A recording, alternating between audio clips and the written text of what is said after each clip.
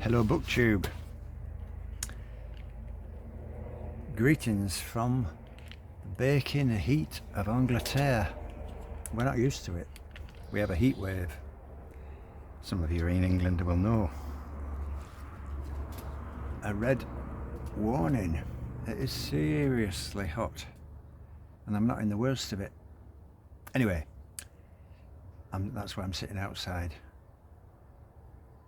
The house is just so hot, and there's almost a little bit of a breeze out here, but makes it a little bit easier. You might be able to hear the lambs bleating in the field. And anyway, I'm responding to the tag. I think it's the first time I've ever been tagged by Bibliophile Bookscape, who asks this question: what if you could never acquire another book? And 6 questions. So it's if you were stuck with what you've got. How long would your current library last? Well, I do have a lot of books, but I cling to them really, and especially novels. I tend to get rid of them once I've read them if I think I'm not going to read it again, unless it's something that repairs lots of repeated reading. Somehow I got rid of Middlemarch, which does repay many readings. I've read it quite a few times, but somehow the reason as well is that I moved house a year ago. Exactly a year ago I moved house. So in doing so, I'd been in the other house for 35 years. So as you know, you accumulate tons of stuff, and I just decided to be ruthless and threw things away. And that included books. Well, I took them to charity shops, second-hand shops and things like that. I didn't really throw them away, literally, but I got rid of them. A large number, but I still have a lot of books, and I think my library would last me quite a few years. But I don't really cling to them too much, I think. Most novels I'm not going to read again, even if I've enjoyed them a lot. I'm not going to read them again, so I get rid of them, especially if they're what we might call fairly light, like detective novels or mysteries and things like that. So it'll last a long time, but I'd have a lot more if I hadn't moved house. It would have been good 10 years worth of reading left, possibly. Anyway, what book do you own that you would first give attention to? I suppose that means what do you treasure most about the books that you have. I mean, I have some books that are now redundant really. I've got the Oxford English Dictionary, you know, it's that small print version. It cost a lot of money to buy originally, but it's irrelevant now in the days of the internet. Is it irrelevant? I suppose if you want a detailed look at a word, you can always do it online, I think, now. But anyway, I've still got that, and I've got the Dictionary of National Biography, another very expensive 3-volume work, and I never look at it. But I've got it, and it's there, and it's a classic. And of books that I treasure most, might be this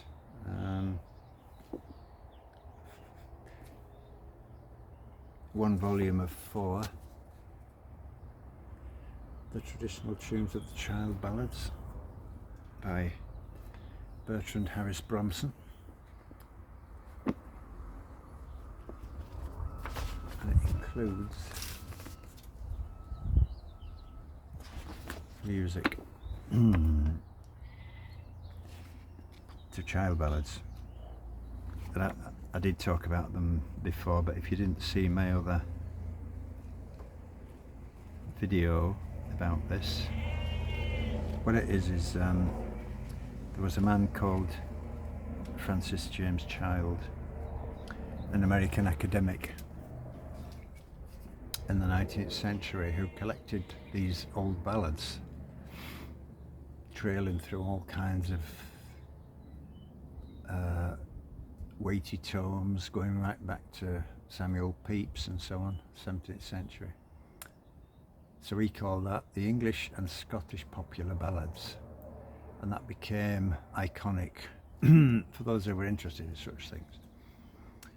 These collections of this collection, and it was a real,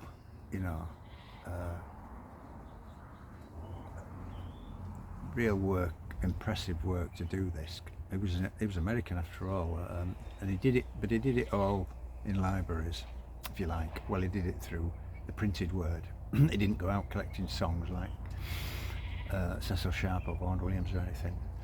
But it's a seriously impressive achievement, and they're all numbered. There's 305 ballads, and he collected versions of them. So a song like Barbara Allen, which is very well known, it's well known in America as well as England and Scotland and Ireland, and he collected all the different versions he could find as well, which is interesting. So anyway, Francis James Child published this work. Again, it's 5 volumes, 4 or 5 volumes. I've got that as well, most of it. But he didn't include any tunes. And Bronson begins this by saying, when is a ballad not a ballad? And he answers himself, when it doesn't have a tune. So he went to the trouble. He was a later generation from Child. I think he was born in about 1910, something like that. I haven't looked it up. But what he did was, he would, for instance, this Child ballad number 10 is called The Two Sisters. Now, these ballads didn't have one name, which made it extra impressive as to what Child managed to achieve. He would group them together, some of them completely different names, but he would work out whether they were the same ballad or not. So that The Two Sisters, for instance, this first page with the tunes on it, dozens and dozens of versions. So the first one is called Binori or Binori, but it's The Two Sisters.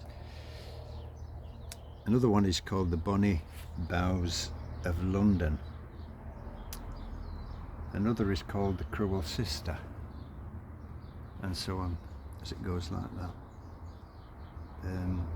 The Mill Dams of Binori, The Old Man in the North Country, The Old Lord of the North Country, The Three Sisters. So how many versions have we got here? 96 versions. I mean, that's number 96, The Youngest Daughter. I mean, that is impressive scholarship. Bronson didn't go around collecting tunes either. What he did was he searched through collections, but Child couldn't have done that because people weren't collecting the tunes in his day. It was only when Cecil Sharp and so on came along, and Ralph Vaughan Williams, various other people, a resurgence of interest in folk music traditions, which went around all Europe and so on. So anyway, that would be one of the things I would go to. It's not a book. I mean, the question possibly implies, what book would you give attention to? That, yeah, I'd give attention to it. It's not a book you read from cover to cover. You consult it, don't you? Books like that. But it's, it's a joy to have a thing like that if you're a singer, as I am a singer. So, what book would you regret not owning if you couldn't get any more books? I don't really have any cravings for any other books that I think Yeah, I can't think of anything that I'm desperate to own that I don't own already. If it came up for me, I would just get it, Would you miss discovering new books, or would you enjoy rediscovering what you have? Yeah, well, I think I'd miss discovering new books and new writers, and it's partly what BookTube is all about. You hear somebody enthusing about a book, and I've done that and gone out and bought it. I've sometimes regretted that as well. Somebody recommended, is it Emily Broad or something, Beach Read or something? Somebody recommended that, and I bought it new, and I did read the whole thing all the way through. Hated it. I thought it was absolute well, not my thing, put it that way. So, but anyway, hearing about others' enthusiasms, and of course, we all have blind spots. I had a blind spot about that particular one. But I do, I don't have any people that I see socially where we talk about books, but I see people online and BookTube and things like that. And but I do, yeah, I don't often reread. Sometimes I do, and it can be nice to do it. Sometimes the last time I read certain books could be 50 years ago. I was thinking of doing a BookTube about Zen and the Art of Motorcycle Maintenance, which was a massive hit, in the 1970s, and it's 40 odd years since I read it, but I've got a copy, so I'll have to reread that. I know I liked it when I read it the first time, so rediscovering what you've got. You see, I just forget. So it's almost like reading it afresh, really. I do enjoy rediscovering what I have. I haven't read all the books that I've got either. I suppose that's in question one, really. There's some things that, things like this, I keep meaning to read it. A Suitable Boy, Vikram Seth, gets highly spoken of. How many pages is this? 1,460. Somehow. Something about that 1,460 stops me picking it up. But I did buy it at some point. And also the fact that it's about, is it? Well, I haven't read it yet. Marriage rituals in India. I'm sure that's fascinating, but I'm not Indian. I don't have that background, that culture, so it's not drawing me in. People have recommended it, but it's not pulling me in, I have to say. It may forever stay unread. Unless I'm told by somebody I cannot buy any more books. And so I have to read what I've got. I might tackle it at some point. How would you handle seeing people talk about amazing new books that you couldn't get? Well, I mean, I do see that a bit on BookTube. Steve Donahue does his Hedgehog book recommendations things, and I sometimes see books on there. I think, oh, I'd love to read that. That sounds great. And of course, he's a great enthusiast, and he's a very persuasive and scholarly person. But when I've come to try and get them, because he's American, they're often not available in the UK, or they're very expensive. You have to pay postage charges, So I can afford it, but I don't bother. So I just get over it. I don't feel this burning urge that I've got to get something, because one person's enthusiasm is enticing, but you can be disappointed, as we all know. It's nice to hear about people's enthusiasms. Would bookstores be enjoyable if you couldn't buy anything? Yeah, I think they would. but not as much.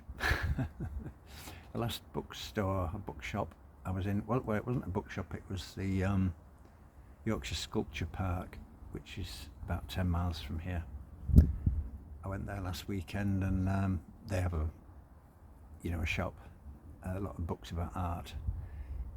And as you probably know, art books are often very expensive. But they had some really nice books. I didn't actually buy anything, but I thought, oh, there's a lot of stuff I could be very tempted by here. Yeah, so here's another book that I treasure. I'm going back to question one, really, aren't I? Norman McCaig is a poet, a Scottish poet. I would never tire of that book.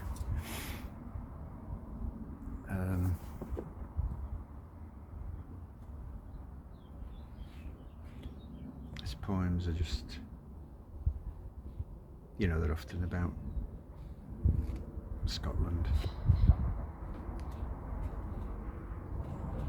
but they're accessible, understandable. They have a charm, but they also have an insight. He often writes about frogs and toads. He likes frogs and toads. So, yeah. One more. Moon in a Dewdrop. Writings of Zen Master Dogen, edited by Kazuaki Tanahashi. That's extracts from the writings of Dogen, who was a Japanese kind of philosopher, religious person, Zen, from the 13th century. He lived from 1200 to 1254, and it's challenging, some of it, but beautiful writing. And he wrote poems as well as sort of religious things, very deep, some of that.